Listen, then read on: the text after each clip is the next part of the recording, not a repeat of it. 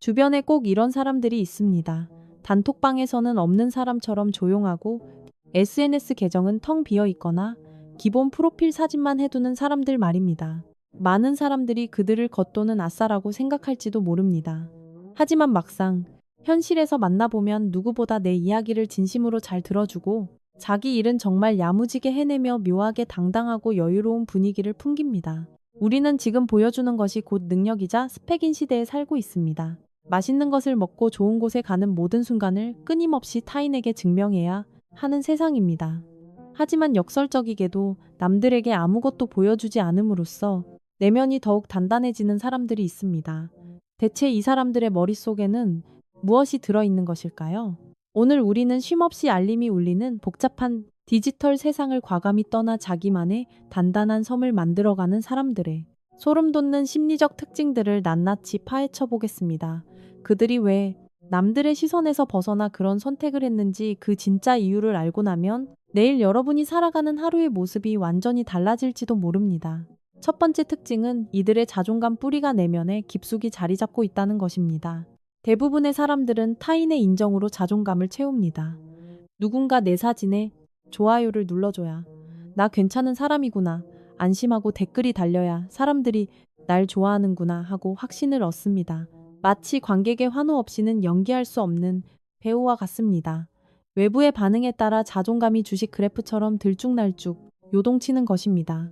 하지만 SNS를 하지 않는 사람들은 다릅니다. 이들은 자체 발전기를 가진 것처럼 외부에 관심이 없어도 스스로 에너지를 만들어냅니다. 한국 사회에서 SNS는 필연적으로 상향 비교를 만들어냅니다. 인스타그램을 열면 지인들이 고급 오마카세를 먹고 호캉스를 즐기며 명품 가방을 언박싱하는 하이라이트 장면들이 쏟아집니다. 내가 1년에 5천만 원을 벌며 꽤 잘 살고 있다고 생각하다가도 1억 원의 억대 연봉이나 외제차를 자랑하는 누군가의 게시물을 보는 순간 갑자기 내 인생이 초라해 보이고 상대적 박탈감에 빠지게 됩니다. SNS는 사람들의 가장 완벽한 순간들만 교묘하게 편집해 놓은 가공의 전시장에 불과합니다. SNS를 멀리하는 사람들은 이 불공평한 비교의 감옥에 스스로 걸어 들어가는 것을 과감히 거부한 사람들입니다.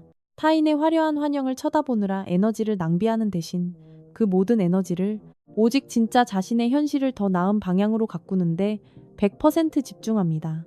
남들이 알아주든 말든 내가 정한 가치관대로 오늘 하루를 성실하게 살았는가 하는 내면의 기준만이 이들의 자존감을 단단하게 지탱해 줍니다.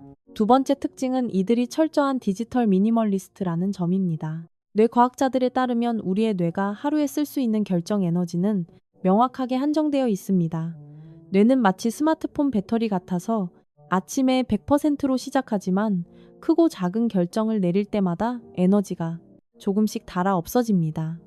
실제로 판사들의 판결을 분석한 연구를 보면 오전에는 매우 신중하고 합리적인 판결을 내리다가 뇌가 지쳐버린 오후로 갈수록 단순하고 기계적인 기본 판결을 내리는 비율이 급격히 높아졌다고 합니다. 심리학에서는 이를 결정 피로라고 부릅니다. 오늘날 한국의 직장인들은 아침에 눈을 뜨자마자 엄청난 정보의 홍수와 결정 피로에 시달립니다. 수십 통의 업무 메일과 쉴 새 없이 울려대는 카카오톡 감옥, 그리고 SNS에 쏟아지는 지인들의 수백 가지 게시물까지 뇌가 처리해야 할 정보량이 그야말로 폭발적입니다. SNS를 할 때는 이 사진을 올릴지 말지, 저 사람의 글에 어떤 댓글을 달지 하루에도 수십 번씩 무의미하고 자잘한 결정들을 강박적으로 반복해야 합니다. SNS를 하지 않는 사람들은 이 끔찍한 정보의 홍수와 불필요한 결정의 굴레에서 주도적으로 빠져나온 사람들입니다. 이들은 뇌의 에너지를 갉아먹는 쓰레기 같은 결정들의 소중한 배터리를 낭비하지 않습니다. 덕분에 이들의 뇌는 시끄러운 술집에서 고요한 도서관으로 자리를 옮긴 것처럼 훨씬 조용하고 평온합니다. 수많은 타인의 의견과 불필요한 시각적 소음이 사라지니 비로소 자기 자신의 진짜 생각이 명확하게 들리기 시작하는 것입니다. 이들은 이렇게 아낀 뇌의 에너지를 온전히 보존하여 자신의 인생을 바꿀 수 있는 정말 중요하고 결정적인 순간에 가장 현명한 판단을 내리는 데 사용합니다. 세 번째 특징은 이들이 예리한 현실 감각을 바탕으로 바로 지금 여기를 온전히 살아가는 능력을 가졌다는 것입니다. SNS는 필터를 씌우고 각도를 조절하며 매 순간을 편집해서 만들어낸 가공된 세상입니다. 특히 한국 사회에 널리 퍼진 인스타 감성과 인증샷 문화는 우리의 현실 감각을 묘하게 왜곡시킵니다. 사람들은 종종 정말 맛있어서가 아니라 사진이 예쁘게 나올 만한 비싼 디저트를 주문하고 가슴이 뛰어서가 아니라 남들에게 보여주기 좋은 핫플레이스로 여행을 떠납니다. 삶의 기준이 내가 진짜 좋아하는가에서 남들이 봤을 때 얼마나 화려하고 부러워할 만한가로 완전히 변질되어 버린 것입니다. 반면 SNS를 멀리하는 사람들은 화면이라는 렌즈를 거치지 않고 세상을 있는 그대로 직접 마주합니다. 이들은 라면 하나를 끓여 먹을 때도 사진을 찍기 위해 10분 동안 그릇을 세팅하고 각도를 잡는 대신 따뜻한 국물의 김을 느끼며 후루룩거리는 소리와 짭짤한 맛 그 자체에 집중합니다. 한 신경 심리학자의 실험에 따르면 어떤 장소에서 사진을 찍은 사람들은 그곳의 냄새나 소리 같은 디테일한 감각을 거의 기억하지 못했다고 합니다. 카메라에 기록하는 순간 우리의 뇌는 어차피 저장될 테니 굳이 기억할 필요가 없다고 판단해 버리기 때문입니다. 하지만 사진을 찍지 않고 온전히 경험에 집중한 사람들은 그때 불어오던 차가운 바람의 촉감과 진한 나무의 냄새를 아주 생생하게 기억해냈습니다. SNS를 하지 않는 사람들은 붉게 지는 노을을 볼 때 스마트폰의 카메라 센서가 아니라 자신의 망막에 그 아름다운 빛을 직접 새겨넣습니다. 맛있는 음식을 먹을 때는 미각에 집중하고 친구와 대화할 때는 그 사람의 눈빛과 목소리에만 귀를 기울입니다. 이들은 가짜 프레임을 치우고 지금 이 순간에 온전히 존재하는 현존의 기쁨을 누리며 가장 원초적이고 진실된 행복을 만끽할 줄 아는 진정한 능력자들입니다. 네 번째 특징은 피상적인 인맥의 숫자에 집착하지 않고 관계의 질을 깊게 추구한다는 것입니다. SNS는 클릭 몇 번만으로 수백 명과 연결될 수 있는 도구입니다. 하지만 한국 사회에서 1년에 단 한 번 얼굴도 보지 않는 사람에게 카카오톡 선물하기로 비싼 커피 쿠폰이나 케이크를 의무적으로 보내며 생일을 축하하는 것이 과연 진정한 관계라고 할 수 있을까요? 그것은 관계가 아니라 피곤한 사회적 의무에 불과합니다. SNS를 하지 않는 사람들은 인간관계를 마치 정원을 가꾸는 일처럼 대합니다. 넓은 밭에 수백 개의 씨앗을 무의미하게 뿌려두고 방치하는 대신 작은 화분 몇 개를 선택해 매일 물을 주고 정성스럽게 돌보는 것입니다. 인류학자들의 연구에 따르면 인간의 뇌용량으로 의미 있게 유지할 수 있는 관계의 최대치는 약 150명이라고 합니다. 이를 덤바의 수라고 부릅니다.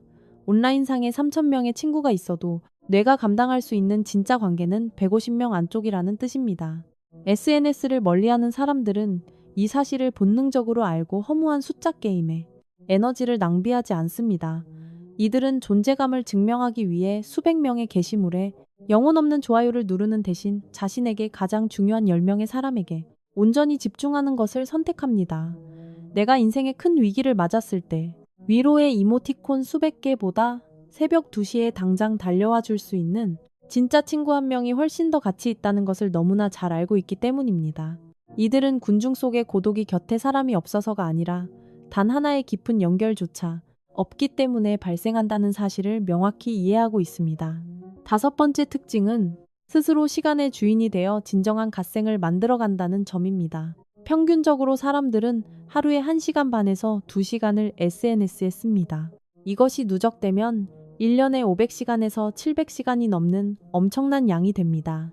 1년 동안 책 50권에서 100권을 거뜬히 읽어낼 수 있는 엄청난 시간입니다. 경제학에서는 어떤 선택을 함으로써 포기해야 하는 가치를 기회비용이라고 부릅니다. SNS에 시간을 쓴다는 것은 그 시간에 할 수 있었던 수많은 자기 개발과 휴식의 기회를 매일같이 쓰레기통에 버리고 있다는 뜻입니다. 최근 한국의 젊은 세대 사이에서는 타인에게 휘둘리지 않고 생산적이고 규칙적인 일상을 살아가는 갓생 살기가 큰 유행입니다. SNS를 과감히 끊어내는 것은 시대에 뒤처지는 것이 아닙니다. 오히려 치열한 경쟁 사회에서 타인의 일상을 훔쳐보며 시간을 버리는 대신 그 시간을 온전히 나를 위해 투자하여 압도적으로 앞으로 치고 나가는 가장 강력한 전략입니다. 물론 처음에는 도파민 중독에서 벗어나는 금단 증상 때문에 무의식적으로 빈 스마트폰 화면을 켜고 불안해할 수 있습니다. 하지만 2주에서 3주 정도만 꾹 참고 버티면 우리의 뇌는 스스로를 정화하고 회복합니다. 잡념이 사라지고 맑아진 머릿속에는 내 삶의 주도권을 마침내 되찾았다는 짜릿한 통제감이 찾아옵니다. 이들은 단순히 SNS 할 시간을 아끼는 것을 넘어 그 시간으로 자신의 삶을 어떻게 한 단계 더 성장시킬 것인가에 집중하며 단단한 갓생을 완성해 나갑니다. 6번째이자 마지막으로 SNS를 하지 않는 사람들의 가장 큰 공통점은 바로 그들이 진정으로 행복하다는 것입니다. 이들의 행복은 좋아요, 숫자나 팔로워 수에 얽매이지 않는 완전한 자유로움 그 자체입니다. 남들에게 보여주기 위한 가짜 삶은 끝없는 갈증을 낳지만 오롯이 나를 돌보는 진짜 삶은 깊은 평온함을 가져다 줍니다. 오늘 저녁 퇴근길 무거운 몸을 이끌고 탄 지하철에서는 목적 없이 스마트폰 화면만 쓸어내리는 대신 고개를 들어 진짜 세상을 한번 바라보는 것은 어떨까요? 여러분에게 작은 도전을 하나 제안하고 싶습니다. 당장 오늘부터 딱 일주일 동안만 하루에 1시간씩 SNS에 접속을 끊고 살아보십시오.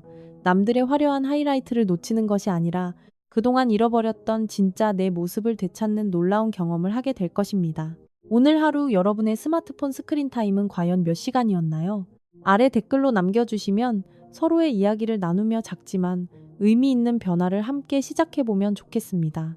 오늘 영상이 조금이라도 마음에 울림을 주었다면 구독과 좋아요를 눌러주시고 늘 스마트폰만 들여다보는 소중한 친구에게 이 영상을 공유해 주시기 바랍니다. 다음 영상에서 더 깊이 있고 유익한 이야기로 찾아뵙겠습니다. 감사합니다.